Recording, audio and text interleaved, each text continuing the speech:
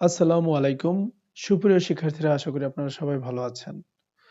এখন আমি আপনাদের সাথে ইংলিশ গ্রামারের অন্যতম গুরুত্বপূর্ণ একটি basic parts of a sentence নিয়ে আলোচনা করব।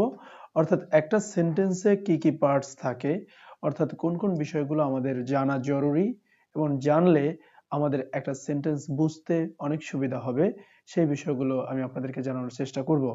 তাহলে চলুন আমরা শুরু করি। আজকে আমরা শিখব পার্টস অফ আ সেন্টেন্স। তো আমরা নরমালি জানি যে সেন্টেন্স মূলত কি। সবাই আমরা জানি যে একটা সাবজেক্ট, একটা ভার্ব আর একটা অবজেক্ট থাকলেই সেটাকে আমরা সেন্টেন্স বলি অথবা আদার ওয়ার্ডস, রাইট? সো একটা সেন্টেন্সে কিন্তু সাবজেক্ট দরকার, ভার্ব দরকার, অবজেক্ট বা আদার ওয়ার্ডস দরকার। এখন আমাদের আরেকটা বিষয় ক্লিয়ার করা দরকার, তা হলো যে এই যে সাবজেক্টের কথা আমরা বলছি, এই যে ভার্বের কথা আমরা বলছি, এই যে অবজেক্ট বা আদার ওয়ার্ডস এর কথা বলছি, তাহলে এই সাবজেক্ট আসলে মূলত কারা বা সাবজেক্টের জায়গায় কারা বসতে পারে তা আমাদের ক্লিয়ার করা দরকার। ভার্বের জায়গায় মানে ভার্ব কিভাবে থাকতে পারে বা ভার্বের রূপটা কেমন, চেহারাটা কেমন তা আমাদের জানা দরকার। অবজেক্টের ক্ষেত্রেও আমরা জানবো বা আদার ওয়ার্ডস এর ক্ষেত্রেও আমরা জানবো যে কোনগুলো মূলত আদার ওয়ার্ডস হিসাবে বসে এবং কোনগুলো অবজেক্ট হিসাবে বসে। এখন দেখুন তাহলে কি বলা হয়েছে যে sentences consist of A number of parts. তার মানে একটা সেন্টেন্স কিন্তু বেশ কিছু অংশ নিয়ে গঠিত হয়, তাই? তো the most important parts of a sentence আর, অর্থাৎ সেন্টেন্সের সেই ইম্পর্টেন্ট পার্টগুলো কি? নাম্বার ওয়ান আমরা যেটা পড়বো তা হলো দ্য সাবজেক্ট। তাহলে সাবজেক্ট কি? Which is either a noun phrase or a pronoun. হয় সেটা একটা নাউন ফ্রেজ হবে অথবা সেটা একটা প্রোনাউন হবে। তার মানে সাবজেক্টের জায়গায় আমরা নর্মালি নাউনকে ব্যবহার করি বা নাউন ফ্রেজকে ব্যবহার করি, আর নাউনের পরিবর্তে আমরা যাকে ব্যবহার করি তাকেই মূলত আমরা প্রোনাউন বলি, তাই না? তো সেক্ষেত্রে আমরা একটা সেন্টেন্সের সাবজেক্ট হিসেবে নাউন ফ্রেজকে বসাতে পারি বা নাউনকে বসাতে পারি, অথবা আমরা এটা প্রোনাউনকে বসাতে পারি। Normally the subject comes before the verb আর verb phrase in a sentence. তার মানে একটা সাবজেক্ট মূলত আসে কার পূর্বে? ভার্বের পূর্বে অথবা ভার্ব ফ্রেজের পূর্বে। তার মানে আমাদের সবসময় মাথায় রাখতে হবে যে একটা সেন্টেন্স যখন আমরা দেখবো আসলে ওইখানে ভার্ব কোথায় আছে। যদি আমরা ভার্বকে খুঁজে পাই তাহলে কি, তাহলে আমরা বুঝবো যে সেই ভার্বের আগের যে অংশটা আছে সেটাই হচ্ছে সাবজেক্ট। যেমন দেখুন এখানে the girls had been swimming. তো এখানে কিন্তু এই যে দ্য গার্লস দেখতে পাচ্ছেন, এরপরে কিন্তু হ্যাড বিন সুইমিং, এই যে এই টোটালটা কিন্তু একটা ভার্বের ফর্ম, তাই না? তো সেক্ষেত্রে কিন্তু আমাদের মাথায় রাখতে হবে এখানে দ্য গার্লস হচ্ছে আমার সাবজেক্ট।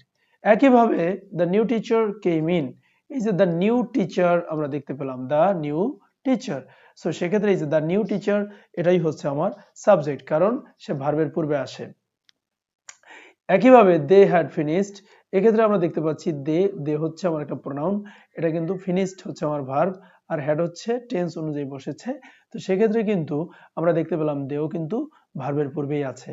সো ভার্বের পূর্বে অর্থাৎ মূল ভার্ব, একটা সেন্টেন্সে যে মেইন ভার্ব থাকে, হ্যাঁ, বা অক্সিলারি ভার্ব যেটাই আমরা বলি না কেন, কারণ একটা সেন্টেন্সে শুধু ভার্ব থাকতে পারে অথবা সেই ভার্বের আগে helping verb plus main verb এভাবেও কিন্তু থাকতে পারে। তো helping verb plus main verb থাকতে পারে অথবা শুধু মেইন ভার্ব থেকেও একটা সেন্টেন্স গঠিত হতে পারে। তাহলে এখান থেকে আমরা বুঝলাম যে সাবজেক্ট মূলত কোথায় বসে? সাবজেক্ট মূলত মেইন ভার্বের পূর্বে বসে, অর্থাৎ মেইন ভার্বের পূর্বে আমরা যাকে দেখাই বা বসাই সেই হচ্ছে আমার সাবজেক্ট। আর সাবজেক্ট হিসেবে কারা বসতে পারে? নাউন, নাউন ফ্রেজ অথবা যেটাকে আমরা বলি প্রোনাউন, অর্থাৎ এরাই সাবজেক্টের জায়গায় বসতে পারে। এবার আমরা দেখব তাহলে ভার্ব বা ভার্ব ফ্রেজ, এই ভার্বটা কোথায় বসে। তাহলে এখানে ভার্বের বিষয়টা যদি আমি ক্লিয়ার করি, the verb phrase which includes the main verb and which may have auxiliary verbs to go with it। তার মানে একটা ভার্ব ফ্রেজে অবশ্যই মেইন ভার্ব থাকবে। কি থাকবে বলেন তো? Main verb. the verb phrase অথবা ভার্ব যেটাই আমরা বলি না কেন, সেখানে কিন্তু অবশ্যই একটা মেইন ভার্ব থাকবে। মেইন ভার্ব মানে কি? মেইন ভার্বের কথাটা যদি আমি ক্লিয়ার করতে চাই, মূলত মেইন ভার্ব বলতে কিন্তু আমরা মূলত বুঝাই যেটা ফাইনাইট ভার্ব, তাই না? অর্থাৎ মেইন ভার্বের জায়গাটা পেতে পারে একমাত্র finite verb, right? Finite verb. আমরা জানি ভার্ব মূলত দুই ধরনের, একটা হচ্ছে ফাইনাইট আর একটা non finite. So non finite আর ফাইনাইটের অর্থ কি?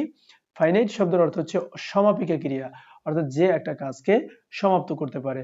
আর নন ফাইনাইট মানে হলো অসমাপিকা ক্রিয়া, অর্থাৎ যে একটা কাজকে সমাপ্ত বা কমপ্লিট করতে পারে না। তো সেক্ষেত্রে আমরা দেখলাম যে ফাইনাইট ভার্ব, এই যে ফাইনাইট ভার্ব হচ্ছে কি একটা সেন্টেন্সের একটা কাজ, অর্থাৎ সাবজেক্টের একটা কাজকে কমপ্লিট করতে পারে। যখন একটা কাজ কমপ্লিট করতে পারে তখন সেটা হচ্ছে ফাইনাইট ভার্ব। এবং আরেকটা বিষয় আমাদের মাথায় রাখতে হবে, এই যে ফাইনাইট ভার্ব এটা কিন্তু টেন্স মেনে চলে। কি মেনে চলে? টেন্স। তার মানে টেন্স মেনে চলে যেই ভার্ব সেটাই হচ্ছে ফাইনাইট ভার্ব।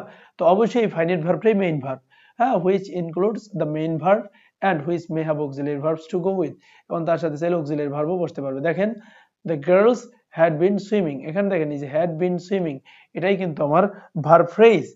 এখানে দেখেন the new teacher came in, তারপরে they had finished, তারপরে she uses her skateboard quite a lot, Rajiv was reading a new novel, she is riding someone else in her মানে else's horse।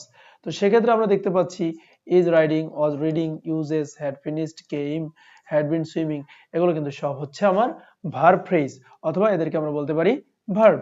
এবার আমরা দেখব object কি। তাহলে একটা সেন্টেন্সে সাবজেক্ট থাকে, ভার্ব থাকে, তারপর অবজেক্ট থাকে। আমরা কিন্তু শুধু অবজেক্ট বলবো না, কারণ অবজেক্ট ছাড়াও কিন্তু একটা সেন্টেন্সে আদার পার্টস থাকতে পারে। তাহলে অবজেক্ট কি? অবজেক্ট হচ্ছে which is a noun phrase or a pronoun. Object কিন্তু নাউন ফ্রেজ হতে পারে অথবা সেটা প্রোনাউন হতে পারে।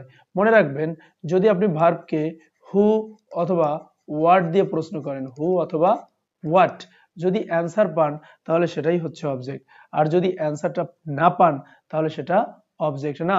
তাহলে দেখেন she used her old skateboard, এখানে আমরা দেখলাম যে what did she use, আপনার সেক্ষেত্রে অ্যান্সার কি? her old skateboard, দ্যাটস আপনি কিন্তু অবজেক্টের অ্যান্সার পাচ্ছেন। Raihan was reading a new novel, তাহলে এখানে দেখেন Raihan was reading a new novel, এখানে what was রায়হান রিডিং, সেক্ষেত্রে কিন্তু আ নিউ নোভেল।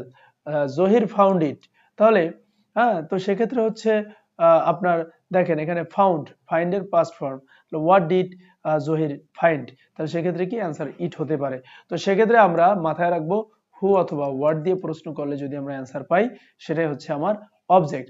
হ্যাঁ, not all verbs need an object, আসলে যতগুলো ভার্ব আছে আমরা জানি দুই ধরনের ভার্ব আছে, একটা ভার্বের অবজেক্ট দরকার আর একটা ভার্বের অবজেক্ট দরকার নাই।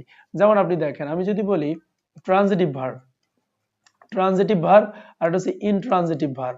তো এই ট্রানজিটিভ ভার্ব যেটা আছে তার অবজেক্ট দরকার, কিন্তু ইনট্রানজিটিভ ভার্ব এখানে তো বলছে ইন মানে নাই, অর্থাৎ ইনট্রানজিটিভ ভার্বের অবজেক্টের দরকার নাই। তো যেই ভার্বের অবজেক্ট দরকার তার নাম ট্রানজিটিভ ভার্ব, আর যেই ভার্বের অবজেক্ট দরকার নাই তার নাম হচ্ছে intransitive verb. when there is one the object normally comes after the verb phrase, অর্থাৎ যদি একটা অবজেক্ট থাকে তাহলে সেক্ষেত্রে কিন্তু অবজেক্টটা কি হয়, অর্থাৎ মূলত ভার্বের পরে আসে। some verbs may also need an indirect object, কিছু কিছু ভার্ব আছে যেখানে একের অধিক অবজেক্ট দরকার হয়, অর্থাৎ ডিরেক্ট এবং ইনডিরেক্ট। দেখেন একটা সেন্টেন্সের মধ্যে দুইটা অবজেক্টও থাকতে পারে। দেখেন এখানে Zahir gave me a party invitation, এখন দেখেন এখানে জহির আছে, আবার এখানে মি আছে, আবার পার্টি ইনভাইটেশন আছে। তো এক্ষেত্রে আমাদের বুঝতে হবে যে এই যে ভার্বের পরে আমরা দেখতে পাচ্ছি মি আছে, এই মিটাও একটা অবজেক্ট, আর পার্টি ইনভাইটেশন এটাও কিন্তু একটা অবজেক্ট। তো এখানে ডিরেক্ট অবজেক্ট একটা, ইনডিরেক্ট অবজেক্ট একটা। তাহলে আমরা যদি খেয়াল করি যে ডিরেক্ট অবজেক্ট কোনটা, ইনডিরেক্ট অবজেক্ট কোনটা, তাহলে ডিরেক্ট অবজেক্ট হচ্ছে যেটা মানে আমার কি নির্দিষ্ট করে বলা হয়, ডিরেক্টলি বলা হয়, সেক্ষেত্রে ডিরেক্ট অবজেক্ট। আর ইনডিরেক্ট মানে হচ্ছে কি যেটা আলটিমেটলি না ইউজ করলেও কোনো সমস্যা নাই। তো আমি যদি বলি Zahir gave a party invitation অথবা জহির গেভ মি, হ্যাঁ, এখন যদি আমি বলি যে Zahir gave a party invitation, সেক্ষেত্রে আ পার্টি ইনভাইটেশন এটা কিন্তু শ্রুতি মধুর হয় না। আমি যদি বলি জহির গেভ মি, হ্যাঁ, তো জহির আমাকে দিয়েছিল, এখন এখানে ডিরেক্ট অবজেক্ট ইনডিরেক্ট অবজেক্ট, মিটা কিন্তু ডিরেক্ট, আর পার্টি ইনভাইটেশন হচ্ছে indirect. Raihan gave Misbahul a nice bunch of flower, so এখানে কিন্তু আমরা দেখতে পাচ্ছি গেভ, গেভটা কি, এটা হচ্ছে ভার্ব, তাই না? এখন সেক্ষেত্রে এইখানে রায়হান কথাটা আছে। তো এই যে দেখেন আমি যে এখানে বললাম যে Raihan gave a nice bunch of flower, এখন এখানে যদি বলি রায়হান গেভ মিসবাহুল, তাহলে এক্ষেত্রে ডিরেক্ট অবজেক্ট কে, অর্থাৎ এই মিসবাহুল ডিরেক্ট অবজেক্ট, আর আমি যদি বলি Raihan gave a nice bunch of flower, এটা কিন্তু ইনডিরেক্ট অবজেক্ট, রাইট না? অর্থাৎ ডিরেক্ট অবজেক্ট কি, যেটা সরাসরি চলে আসে।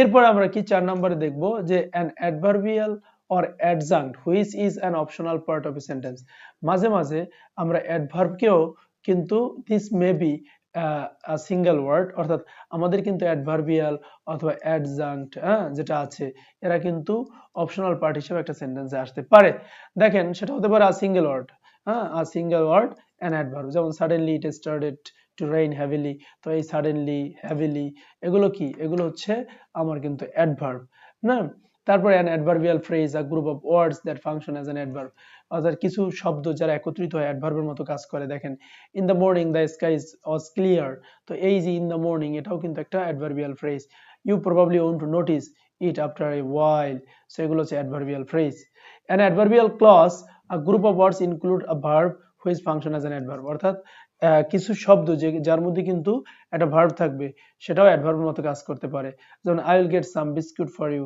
when I have poured the drinks এই যে I have poured the drinks এটা হচ্ছে adverbial clause রাইট এরপর when বা when I have poured the drinks এই যে দেখেন when while where এগুলো যখন কোনো ক্লজের পূর্বে ইউজ করা থাকবে মাথায় রাখবেন ওইটা হচ্ছে adverbial clause ঠিক আছে বিষয়টা এরপর আমি আরো একটু বেসিক পড়াবো যে দেখেন though some adverbial have a fixed position most can be added to a sentence in several places any number of them can be added limited only by the sense of a sentence অর্থাৎ এখানে বলা হয়েছে কি কিছু কিছু adverbial আছে যাদের নির্দিষ্ট ফিক্সড পজিশন আছে এখন most can be added to a sentence in several places যে ক্ষেত্রে আমরা কিছু কিছু সেন্টেন্সে তাদেরকে অ্যাড করতে পারি তখন কি বলা হয়েছে তখন বলা হয়েছে যে any number of them can be added limited only by the sense of the sentence দেখেন in the winter the roads get slippery very slippery the roads gets very slippery in the winter so ultimately কিন্তু আমরা তাদেরকে যে কোনো জায়গায় ব্যবহার করতে পারি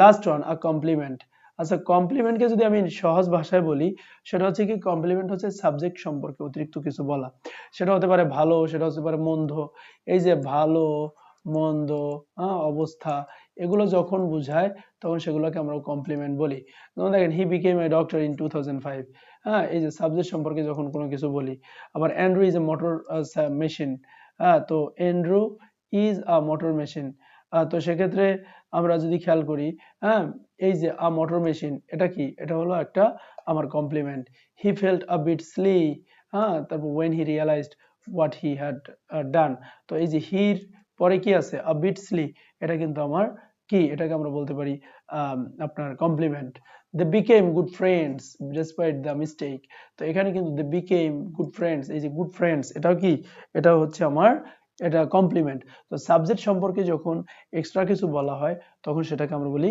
কমপ্লিমেন্ট সো এই ছিল একটা সেন্টেন্সের ডিফারেন্ট পার্টস সো আশা করি আপনারা ক্লিয়ারলি বুঝতে পারছেন সো এই যে একটা সেন্টেন্সে এই পার্টগুলো থাকে সাবজেক্ট থাকে ভার্ব থাকে অবজেক্ট থাকে অনেক সময় অবজেক্ট না থেকে কমপ্লিমেন্ট থাকতে পারে আর এই কমপ্লিমেন্টের জায়গাটায় আমরা অ্যাডজেক্টিভ বা অ্যাডভার্বকে ব্যবহার করি সো এই পর্যন্ত ছিল আজকের ক্লাসে দেখা হবে নেক্সট ক্লাসে আল্লাহ হাফেজ